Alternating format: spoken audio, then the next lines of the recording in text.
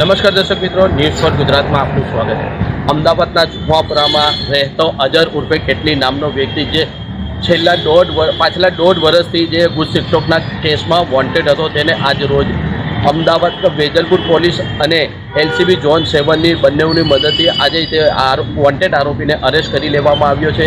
અને તેની પાસેથી જ્યારે અરેસ્ટ કરવામાં આવ્યો ત્યારે અલક્રેઝા કાર અને 16 લાખથી ઉપરનો મુદ્દા માલ કબજે કરવામાં આવ્યો છે। શું છે સમગ્ર મામલો અને કેવી રીતના કેટલા કેસોમાં પણ આવી રીતના વોન્ટેડ હતો તે તમામ વિગતવાર માટે આપણે અત્યારે હાલમાં વાતચીત કરીશું ડીસીપી ઝોન 7 સાથે।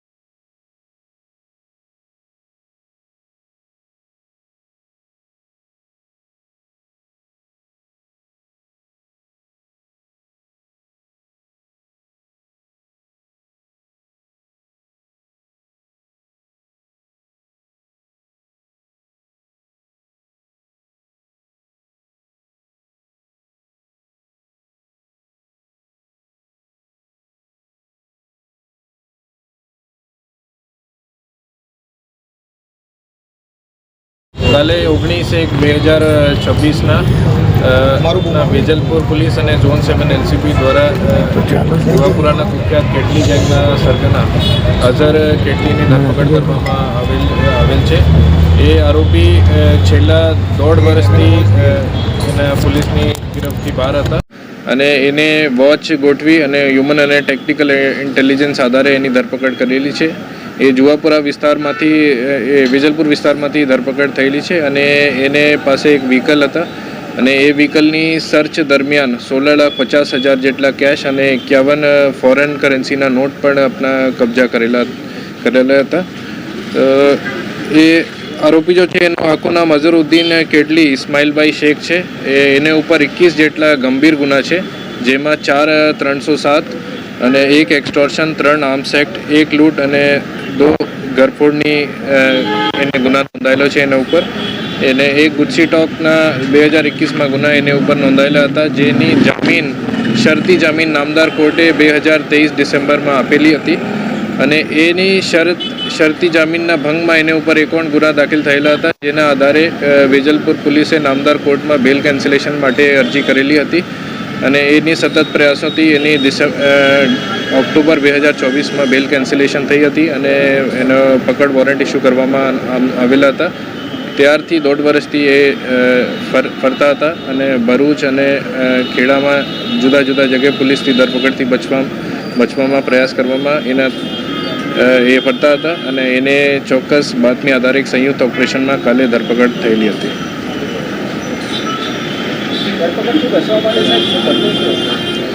એના 2 થી 3 અત્યાર સુધી પ્રાથમિક તપાસમાં એને 2 થી 3 લોકેશન એની એક ભરૂચમાં અને ખેડા જિલ્લામાંથી ત્યાં એ ફરતા હતા અને લોકેશન વારંવાર ચેન્જ કરતા હતા અને મોબાઈલ ફોનમાં સાદો નંબર પણ એ યુઝ નથી કરતા હતા અને એ ઈ સિમનો ઉપયોગ કરતા હતા તાકી પોલીસથી ધરપકડથી બચવામાં આવશે।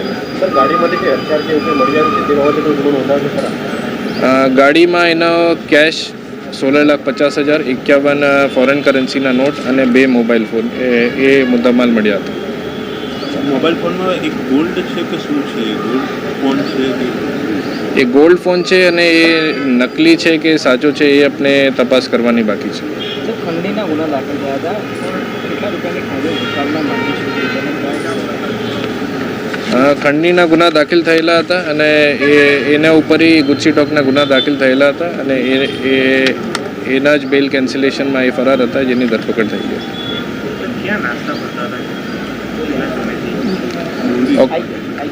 ઓક્ટોબર 2024માં એની બેલ કેન્સલ થયેલી હતી. ત્યારથી એ નાસ્તા ફરતા હતા અને છેલ્લા 6 થી 7 મહિનાથી આપણે સતત વોચમાં અને ઝોન 7 અને LCB અને વેજલપુર પોલીસ બંનેની ટીમોની વોચમાં જ હતા અને એ આધારે સક્સેસફુલ ઓપરેશન કરીને સફળતા મળી છે.